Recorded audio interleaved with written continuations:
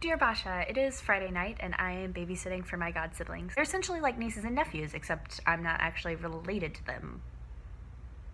One of them just finished reading the first Harry Potter book. She's the oldest, she's 7, and she was so excited. It was so beautiful. She was reading the last chapter while I was here and she kept going, oh, yay! And I would be like, what happened?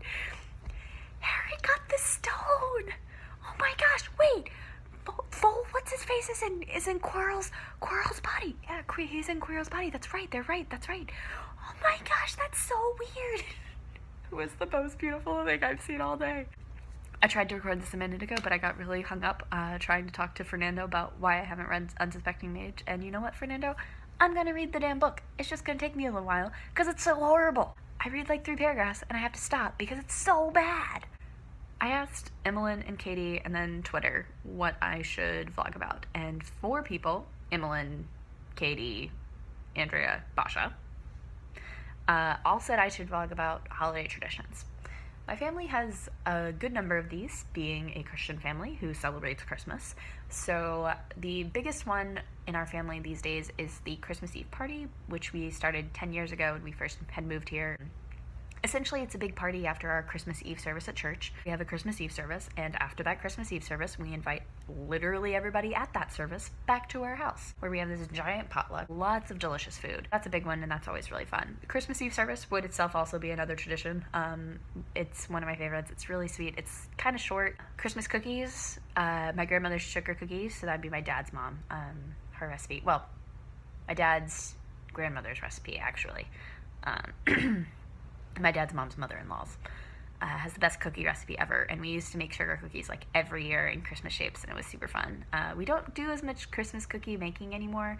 Emily does make puppy chow now, so like, and Muddy Buddies, whatever you want to call it, almost every year, so that's always delicious. The big Christmas tradition that we have every year is that Emmeline and I, and sometimes our mom, sometimes Dad, not so much Tucker anymore, we watch White Christmas every year, and it's delightful and it's super fun, and I can't wait for Emmeline to get home so we can watch it again because it's my favorite and it's, I love it so much. And the sisters number is just always so fun because Emmeline and I talk about this a lot, how there's just not a good level of like solid sibling relationships in publicly consumed media today. So like, we've both got the Danvers sisters on Supergirl now. The Haynes sisters are from White Christmas from way back in the day, and we've got now that Fantastic Beasts is out, we have Queenie and Tina, which is fun. But even so, that's just, well, and then Anna and Elsa, that's kind of the other big one. But that's really only recent, those are all recent, and all 4 of those are 2 white women.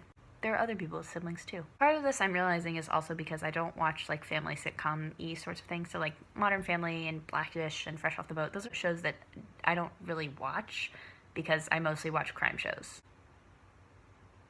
There should be more siblings on crime shows. That would be awesome.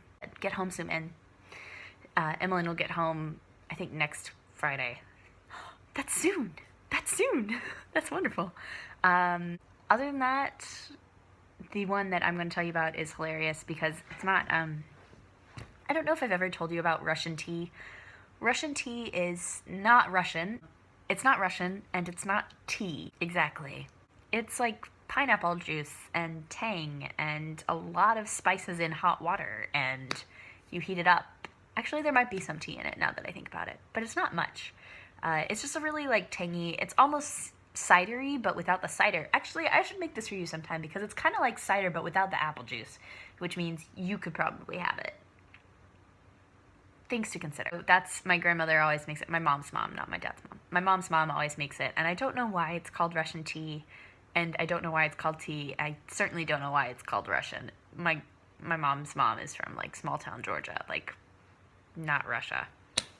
So who knows, but it's one of my favorite holiday drinks, and it's delicious, and you serve it warm, and it's just, it's so lovely and pleasant. It's just very, very holiday to me. It's like cinnamon and cloves, and it's just, yum. Other than that, I love looking at all the Christmas lights, all of those sorts of things. I don't know that we have, Emmeline, if I'm missing any Christmas traditions, tell me, and I will make another vlog about those next week when I have my Santa hat back.